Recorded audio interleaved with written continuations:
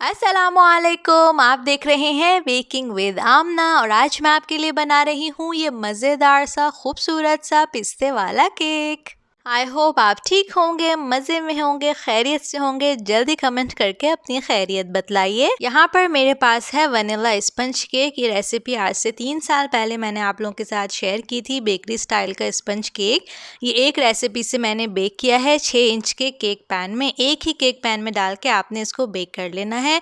अगर आप नए हैं मेरे चैनल पे, आपको नहीं पता रेसिपी कहाँ से मिलेगी, तो वैसे तो मैंने डिस्क्रिप्शन बॉक्स में उसका लिंक दे दिया है। फिर भी आप यूट्यूब पे जाके सर्च कर सकते हैं baking with Amna sponge cake और आपको फिर जो उसमें से वीडियोस नज़र आएंगी, तो ये जो स्क्रीन पर पिक्चर नज़र आ रही है ना, ये वाली वीडियो आपने देख लेनी है। अब तो आप लोगों को भी पता चल गया होगा कि कितना प्यार है मुझे केक लेवलर से, तो उस केक लेवलर की मदद से मैंने इसको 3 लेयर्स में कट कर लिया है।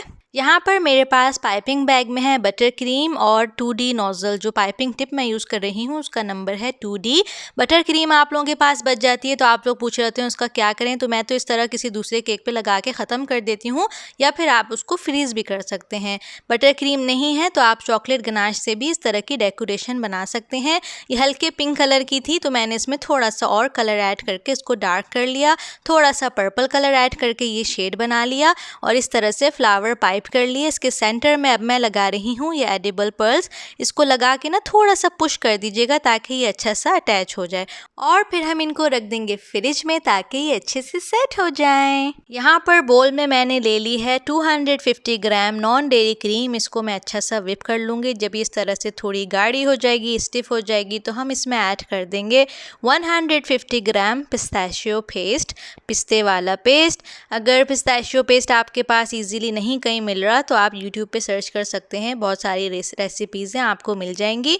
और अगर फिर भी आप लोग चाह रहे हैं कि मैं ही आप लोगों को बनाना सिखाऊं तो कमेंट करके बतला दीजिएगा। इंशाल्लाह किसी दिन मैं आपको सिखा दूंगी। जो मैंने यूज़ किया है ये मैंने रेडीमेड लिया था। इसमें छोटे छोटे से ना पिस्ते के टुकड़े भी डले हुए, पीसीस भी हैं इसके अंदर। अगर आपको क्रीम विप करना नहीं आती तो मेरी बहुत डिटेल वीडियो मैं इस पर बना चुकी हूँ, तो उसको आप देख लीजिएगा। उसके लिए भी आप यूट्यूब पे सर्च कर लीजिए baking with Amna how to whip cream. और ये वाली जो तस्वीर आपको स्क्रीन पे नज़र आ रही है ना, ये आपको जब मिल जाए तो इस वीडियो को खोल के देख लीजिएगा। इसका जो पिस्ते के पेस्ट का जो कलर था वो थोड़ा हल्का था, तो इसमें मैंने ऐड कर दिया थोड़ा सा कलर। बहुत ज़्यादा ऐड नहीं कीजिएगा, हमें डार्क कलर नहीं चाहिए, बस हल्का सा, जिसको है ना थोड़ा सा तेज़ करना है ताकि ये वाइट वाइट सा ना लगे। अच्छा, मैंने चॉकलेट मूस की वीडियो में ना गलती कर दी थी कि मैंने नॉन डेयरी क्रीम कह दिया था, और उसके बाद इतने कोई मुझे इनबॉक्स आ रहे और कमेंट्स में मैसेज आ रहे कि ये नॉन डेयरी क्रीम क्या होती है। तो भाई मुझे नहीं पता था कि आप लोगों को नहीं पता कि नॉन डेयरी क्रीम किसको कहते हैं। नॉन डेयरी क्रीम वो होती है जिसको हम फ्रीज़र में रखते हैं, जो मीठी होती है, जिसका जो कलर है वो बिल्कुल सफ़ेद होता है। जो क्रीम आप लोग ना विप कर करके केक पे लगा रहे होते हैं वो नॉन डेयरी क्रीम ही होती है। क्रीम को हमने इतना विप कर लेना है कि प्याला जब उल्टा करें तो उससे कुछ ना हो, वो टच से मस ना हो। और फिर हम इसको भर लेंगे पाइपिंग बैग में केक को डेकोरेट करने के लिए। आज मैं एक ही पाइपिंग बैग का यूज़ कर रही हूँ, इसलिए कि मैंने बस केक को लेयर्स में क्रीम लगानी है और उसको कवर करना है। केक के ऊपर डेकोरेट करने के लिए पाइप नहीं करना। अच्छा, मुझे आप लोग ज़रा ये बतलाइए, बड़ा अच्छा आप लोगों ने मुझे वेलकम किया जब मैं वापस आई, बड़ा अच्छा रिस्पॉन्स था, लेकिन 2 दिन के बाद खामोशी हो गई, सब खुशी ख़त्म हो गई। बस 2 दिन की खुशी थी। अगर आप लोग मुझे एक्टिव देखना चाहते हैं ना तो उसके लिए आप लोगों को भी एक्टिव रहना होगा, वरना फिर से मैं टाटा बाय बाय कर दूंगी। केक को जो है वो अब हम डेकोरेट करना शुरू कर देते हैं। पहली लेयर मैंने केक बोर्ड से अटैच कर दी। केक बोर्ड का साइज़ है 8 इंच, केक का जो साइज़ है वो है 6 इंच। इसको मैं सोक कर रही हूँ मिल्क सिरप से। आपको अब मैंने सारी रेसिपीज़ बता दी हैं सिरप की। नहीं देखी आपने तो डिस्क्रिप्शन बॉक्स में लिंक देख लीजिएगा, वरना फिर जाके सर्च कर लीजिए यूट्यूब पे baking with Amna cake syrup, तो आपको रेसिपी मिल जाएगी। और उसके बाद जो है सोक करने के बाद मैंने इसको पाइपिंग बैग से पाइप कर दिया ताकि अच्छी सी जो है ना लेयर हो जाए। और अब यहाँ पर जो है ये पिस्ते वाला जो पेस्ट था उसको मैंने पाइपिंग बैग में फिल कर लिया और इस तरह से थोड़ा दूर दूर पाइप कर दिया ताकि हर स्लाइस में थोड़ा थोड़ा तो हमें मिल ही जाए।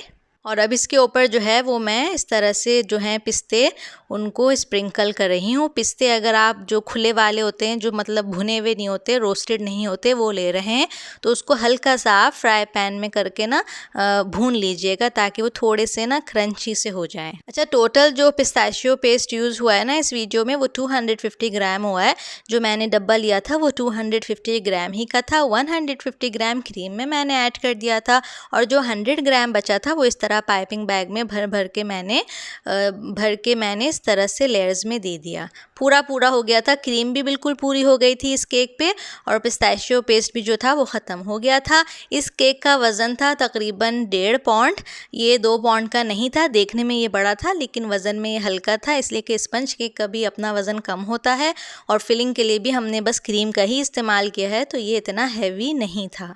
अच्छा, बीच वाली जो केक लेयर थी ना उसको सोक करना मैं भूल गई थी। जब से मैं ये रोज़ाना वीडियो बनाना शुरू हुई हूँ ना, आधी पागल मैं हो चुकी हूँ, तो मैं बिल्कुल भूल गई थी। वो तो अल्लाह का शुक्र है कि ये केक जो है इतना ड्राई नहीं होता है, इसमें थोड़ा सा मिल्क और थोड़ा सा ऑयल जाता है, वरना अगर ये बिल्कुल बग़ैर ऑयल और मिल्क के केक होता ना तो थोड़ी सी मुझे मुश्किल हो जाती। और दूसरा ये शुक्र है कि मैं घर के लिए ही बना रही थी, कि ऑर्डर नहीं था। तो आप पूरा ध्यान से ना बनाइएगा, मेरी तरह उल्टे पुल्टे काम ना कीजिएगा। मैं वीडियो के चक्कर में ना सारा कुछ पता नहीं क्या क्या करती रहती हूँ। जब आप अकेले वीडियो बनाते हो ना तो यही होता है, कभी कैमरे की फ़िक्र हो रही होती है कि बटन ऑन किया नहीं किया, कभी हो रहा होता है कि एंगल सही आ रहा है या नहीं आ रहा। तो बस आपने जो है ना वो ख़्याल से सब कुछ सही करना है और हर लेयर को सोक करना है, मेरी तरह नहीं काम कीजिएगा। इसके बाद मैंने केक को कवर कर दिया था पूरा क्रीम से। अगर आपने नोटिस किया हो, मैंने इस केक को क्रम कोट नहीं किया था, इसलिए कि इस केक के इतने क्रम्स नहीं होते, तो डायरेक्ट ही मैंने फाइनल कोट जो है वो कर दिया था। और देखिए क्रीम कैसी पूरी हुई है, बिल्कुल पाइपिंग बैग खाली हो गया। अब मैं इसको बिल्कुल हल्के हाथ से इस तरह के प्लास्टिक स्क्रैपर से स्मूथ कर दूंगी। हल्के हाथ से क्यों करना है, इसलिए कि अगर आपने ज़रा ज़्यादा प्रेशर दे दिया ना स्क्रैपर पे तो सारी क्रीम जो हमने लगाई है ना वो उतर के आ जाएगी। और आपने हाथ एक जगह रोके रखना है, टर्न टेबल को घुमाना है, हाथ को नहीं घुमाना। अभी भी देखिए स्पैचुला से ऊपर मैं हाथ को नहीं घुमा रही, टर्न टेबल सारा काम कर रही है। इसलिए टर्न टेबल का अच्छा होना, स्मूथ होना बहुत ज़रूरी होता है। अगर आप नए हैं मेरे चैनल पर तो जल्दी से चैनल को सब्सक्राइब कर दीजिए, और अगर पुराने हैं तो आप ऑलरेडी बेकिंग विद आमना की यूट्यूब फैमिली का हिस्सा हैं। वीडियो को लाइक कर दिया कीजिए, कमेंट करके ज़रूर बतलाया कीजिए कि वीडियो आपको कैसी लगी। कोई चीज़ अच्छी नहीं भी लगती ना तो वो भी आप मुझे बता दिया कीजिए ताकि मैं उसको अच्छा करने की कोशिश करूँ।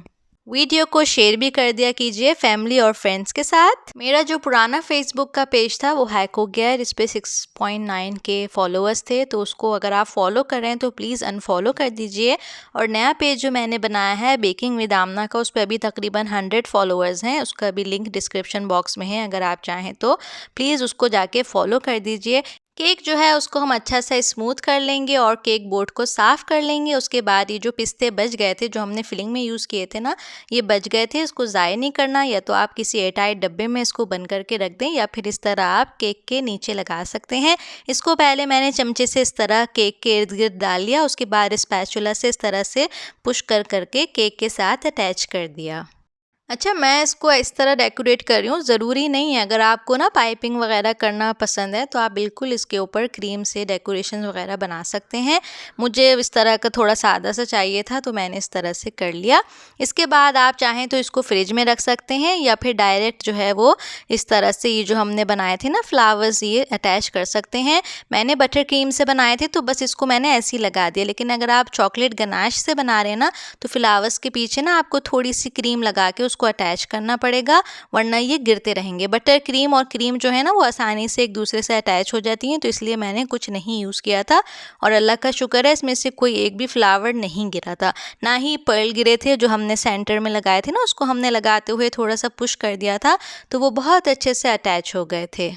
आप लोगों की जो रिक्वेस्ट आती रहती है ना कि ये बनाना सिखा दें, वो बनाना सिखा दें, तो मैं सब नोट डाउन करती रहती हूँ। इंशाल्लाह आहिस्ता आहिस्ता मैं आप लोगों को सब बनाना सिखा दूँगी। थोड़ा सा वक्त लगता है मुझे जो है आपकी फरमाइश पूरी करने में, तो आपको भी थोड़ा सा इंतज़ार उसके लिए करना होगा। बाकी आप लोग कह रहे थे अपनी स्टोरी शेयर करें कि आप कैसे बेकर बनी, तो इंशाल्लाह मैं स्टोरी अपनी शेयर करूंगी जब मेरे 50K सब्सक्राइबर्स हो जाएंगे। तो देखिए अब बस कितना टाइम लगता है इसको होने में, जैसे ही होंगे वैसे ही मैं आप लोगों के साथ अपनी स्टोरी शेयर कर दूंगी। हमारा प्यारा सा और मज़ेदार सा केक तैयार हो चुका है। अब मैं इसको कट करके भी आपको दिखा देती हूँ। मुझे आप लोगों का तो नहीं पता, लेकिन खुद मुझे पिस्ता जो है ना बहुत पसंद है, और इस ग्रीन कलर से पता नहीं क्यों मुझे पेशावरी आइसक्रीम याद आ रही थी। तो ये देखिए माशाल्लाह से कितनी प्यारी अंदर से इसकी लुक है। ज़रूर आप बनाइएगा और मुझे बतलाइएगा कि आपको कैसा लगता है पिस्ते वाला केक। आई होप वीडियो आपको पसंद आई होगी। वीडियो पसंद आई है तो जल्दी से कमेंट करके मुझे बतलाइए। आज के लिए इतना ही। अपना ख्याल रखिएगा, दुआओं में मुझे याद रखिएगा। अल्लाह हाफिज़।